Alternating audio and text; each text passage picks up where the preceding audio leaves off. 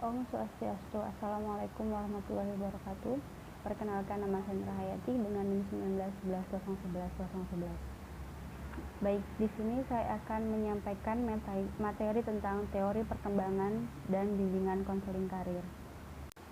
Layanan bimbingan dan konseling merupakan sebuah relasi yang membantu atau disebut helping relationship, di mana menurut pendapat Rogers mengartikan helping relationship sebagai suatu relasi yang terjadi antara dua pihak, di mana salah satu pihak mempunyai kehendak untuk meningkatkan pertumbuhan, perkembangan, dan kedewasaan.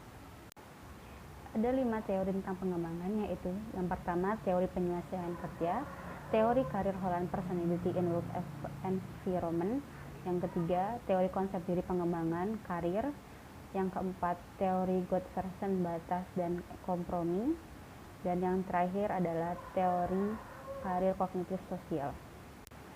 Dan di sini saya akan membahas tentang teori konsep diri perkembangan karir atau self concept theory of career development. Glady mengemukakan bahwa teori konsep diri perkembangan karir yang dikembangkan oleh Donald Super berdasarkan pada perkembangan pribadi.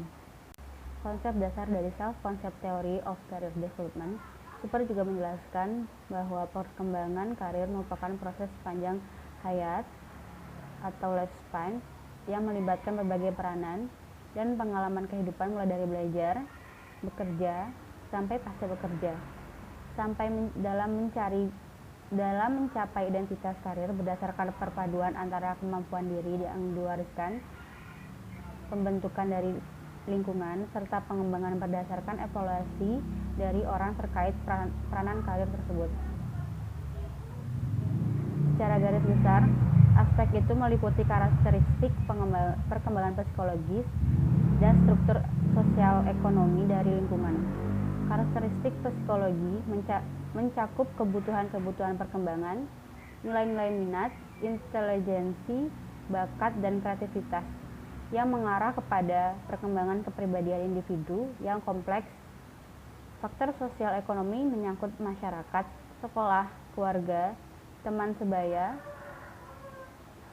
kondisi ekonomi, dan pasaran tenaga kerja, pengaruh struktur kerja dan kondisi tenaga kerja yang merupakan kondisi luar di mana individu harus berinteraksi.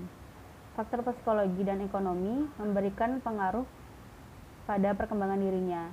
Individu belajar mengenai dirinya sendiri dan lingkungannya sesuai tahapan perkembangan yang akan membentuk sebuah konsep pada diri sendiri.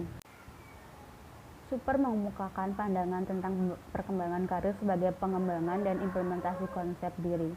Konsep diri merupakan suatu hasil perpaduan antara kemampuan dasar yang diwariskan, kesempatan untuk memainkan berbagai peranan diri, dan evaluasi penilaian orang terhadap usaha memainkan peran tersebut.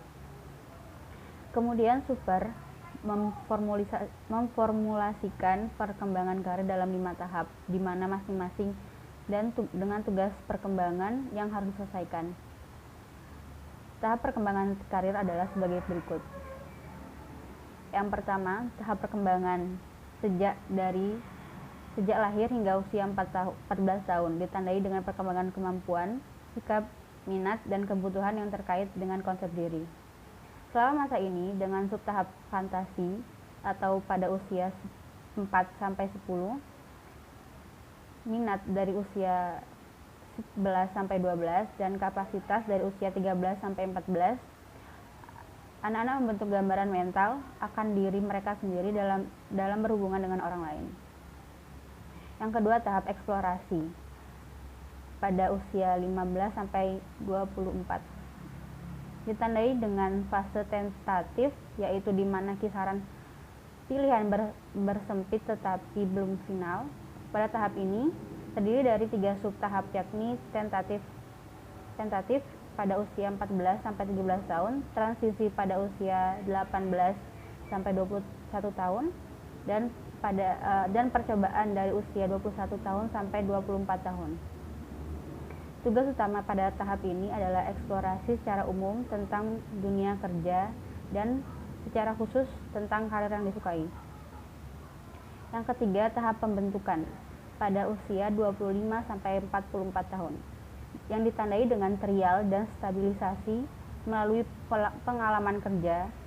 Pada tahap ini mempunyai 2 subtahapan, yakni uji coba pada usia 23 sampai 30, dari usia 24 sampai 30 tahun, dan tahap peningkatan dari usia 31 sampai 44 tahun. Terdiri dari tugas utama untuk membentuk menjadi lebih mapan dan dalam bidang pekerjaan yang disukai dan tepat. Tahap pemeliharaan dari usia 45 tahun sampai 64 tahun ditandai dengan proses penyesuaian berkelanjutan untuk memperbaiki posisi dan situasi kerja. Mempunyai tugas utama berupa mempertahankan apa yang telah dicapai. Yang terakhir yaitu tahap kemunduran dari usia 65 sampai seterusnya. Ditandai dengan adanya pertimbangan-pertimbangan pra-pensiun, output kerja, dan akhirnya pensiun. Pada tahap ini, individu melepaskan diri dari pekerjaan dan masuk ke sumber kepuasan yang lain.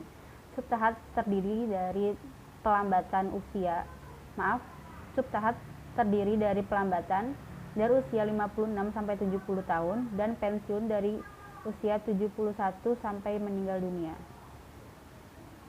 Selanjutnya, Super mengimplementasikan tahap perkembangan karir tersebut ke dalam tugas perkembangan karir, yaitu yang pertama fase kristalisasi, di mana fase kristalisasi perkembangan sekitar usia 14 sampai 18 tahun, individu mulai membangun tingkat pemahaman tentang kerja yang masih tercampur dengan konsep diri secara umum yang telah ada. Yang kedua, fase spesifikasi. Fase spesifikasi berkembang sekitar usia 18 sampai 22 tahun. Individu mulai mempersempit pilihan karir dan mulai mengarahkan tingkah laku diri agar dapat bekerja pada bidang karir tertentu. Yang ketiga, fase implementasi. Fase implementasi berkembang sekitar usia 21 tahun sampai 24 tahun. Individu menyelesaikan masa sekolah atau pelatihannya dan menapaki dunia kerja. Yang keempat adalah fase stabilisasi. Perkembangan sekitar usia 25 sampai 35 tahun. Pada tahap ini, pengambilan keputusan akan suatu karir tertentu dilakukan. Yang kelima, fase konsolidasi. Di mana fase konsolidasi berkembang setelah usia 35 tahun. Pada tahap ini, individu akan memajukan karir dan untuk mencapai posisi yang lebih tinggi. Sekian materi yang telah saya sampaikan, kurang lebihnya mohon maaf. Om Santi Santi Om. Wassalamualaikum warahmatullahi wabarakatuh.